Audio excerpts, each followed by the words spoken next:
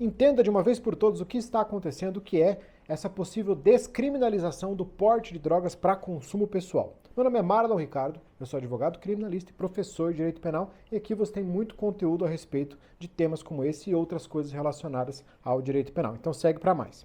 A questão é o seguinte, essa semana ficou muito famoso, ficou muito conhecido, foi para a mídia, o voto do ministro Alexandre de Moraes em um processo que já está se estendendo há muitos anos e provavelmente ainda vai perdurar por alguns anos para se discutir se o porte de drogas para consumo pessoal deve continuar sendo crime ou não. Então, primeiro, o que seria o porte de drogas para consumo pessoal? É o uso, né? O popular uso de drogas. O uso em si, você usar a droga, não é crime, nunca foi e nunca será.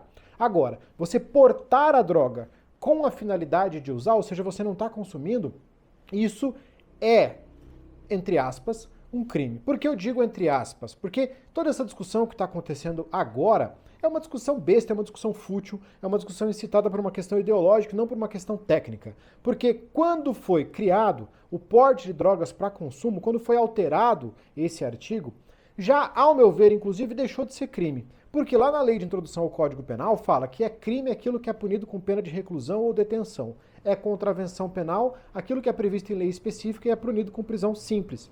E esse delito do artigo 28 da Lei de Drogas, ele não tem a possibilidade de prisão. Não existe como alguém responder por porte de drogas para consumo pessoal e ir para a cadeia. Não existe essa possibilidade. Não interessa se tem reincidência, se não tem reincidência, se a pessoa caiu 10 vezes por porte de drogas para consumo, isso não vai da cadeia de jeito nenhum. A pena vai começar com uma bronquinha ali, depois vai ter uma admoestação, então uma bronca um pouco mais grave, pode chegar até uma multa, mas cadeia em hipótese alguma.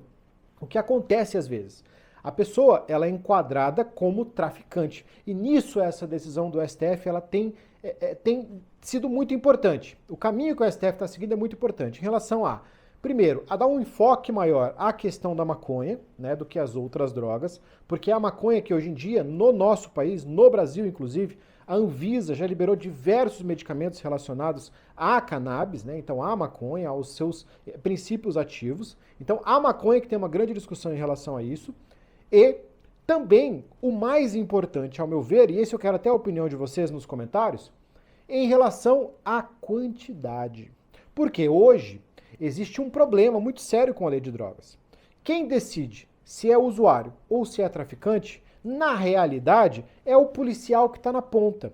Então é aquele policial que vai prender aquele cidadão e aí ele vai colocar lá no papelzinho, lá no começo, se aquela pessoa está colocada como porte de drogas para consumo pessoal ou como tráfico. Muitas vezes alguém com 20 gramas, com 5 gramas, é colocada como traficante. E alguém com muito mais do que isso é colocado como porte de drogas para consumo pessoal.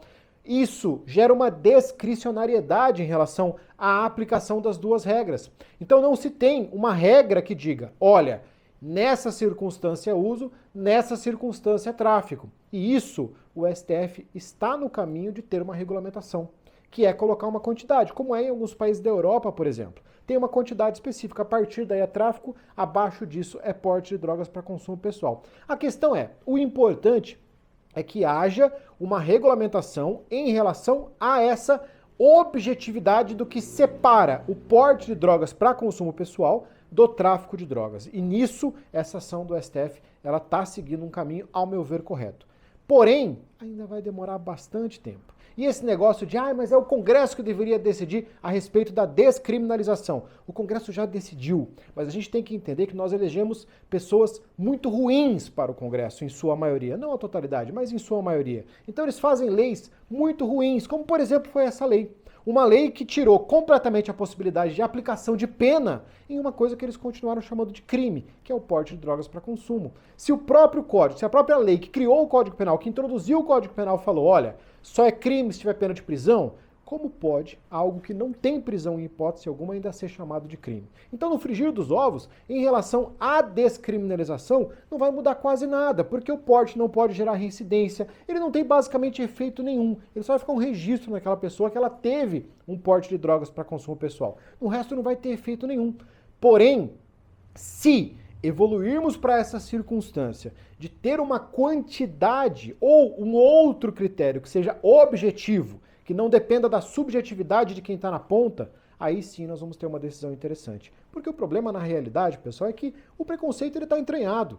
Então se eu, na minha condição financeira, com o carro que eu ando, for parado com droga, provavelmente não vou me colocar como traficante, mesmo que eu esteja com uma quantidade muito maior do que uma outra pessoa, que tem uma condição financeira muito menor, que esteja na favela ou em qualquer outro local, que seja pego com a mesma quantidade de drogas, vai ser colocado como traficante. Eu já defendi casos em que a pessoa estava como traficante com pouquíssimas gramas de maconha, sem ter nenhuma ficha criminal. E quem decidiu que essa pessoa responderia por tráfico? Quem estava na ponta, quem fez a prisão, porque faltam critérios objetivos. Nós precisamos sim de um critério objetivo para separar essas duas figuras. Se você concorda comigo, discorda ou quer dar uma opinião, deixa aqui no seu comentário que eu quero ver.